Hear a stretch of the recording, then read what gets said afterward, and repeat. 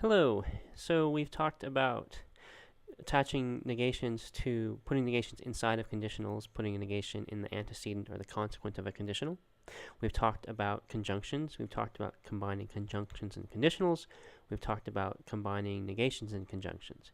We've talked about combining conditionals with conditionals, but what about if you want to negate a conditional? Not put a negation inside a conditional, but apply a negation to the whole conditional. Well, that's what we'll look at in this unit. And we're going to contrast, well, we'll see. We're going to contrast where negations can go in with conditionals. So consider the following situation. I'm in a good mood. There's some tasty cookies around, but there's also some other good food around. So if I eat a cookie, I'll be happy. But also, if I don't eat a cookie, I'll be happy. Both those sentences are true. But what about, it's not the case that if I eat a cookie, I'll be happy. That's false. If I eat a cookie, I will be happy is true, and so it's negation. It's not the case that if I eat a cookie, I will be happy. That negation is false. The negation of a true sentence is false. This is a negation of a true sentence, so the negation is false. So what's happening here? Well, so in the first sentence, it has to do with where the negation goes. In the first sentence, the negation is inside the antecedent. It's negating, I eat a cookie. Just I eat a cookie. In the second sentence, the negation attaches to the whole conditional, and it says and so it negates the whole conditional.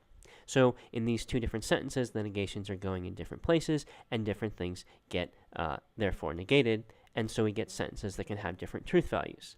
So we've seen how the first can be true and the second can be false, but also it can go the other way around. So suppose instead that I'm in a bad mood, and so I'll feel guilty if I eat the cookies. But I'll feel bad even if I don't. I'm not going to be happy. So if I eat a cookie, I will be happy. False. I'm going to feel guilty. If I don't eat a cookie, I'll be happy, because even though I'm not going to feel guilty about eating the cookie, I'm in a bad mood, and maybe I'll feel bad about being deprived, or who knows, but I'm not going to be happy. How about, it's not the case that if I eat a cookie, I will be happy.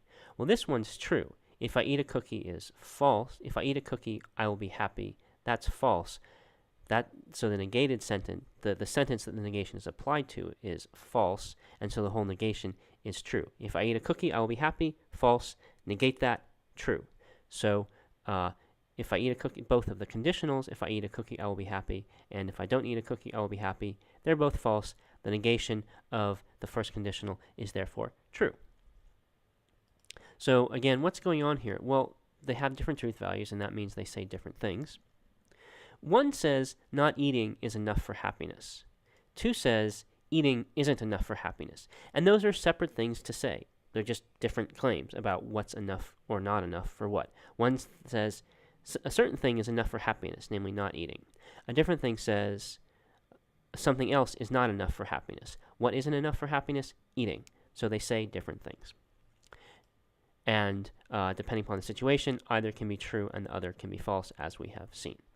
So how would we symbolize these?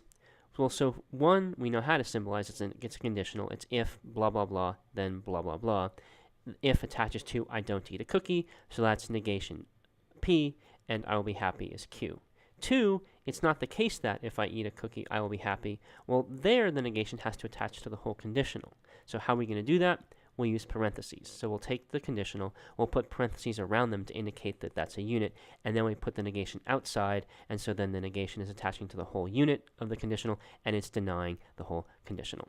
So that's how you deny a conditional as opposed to denying the antecedent. Number one is the negation is in the antecedent. Number two, the negation is outside the conditional, and it's attached to the whole conditional as a unit because of the parentheses surrounding the conditional. So when you're symbolizing negation in conditionals, you need to ask yourself, where does the negation go?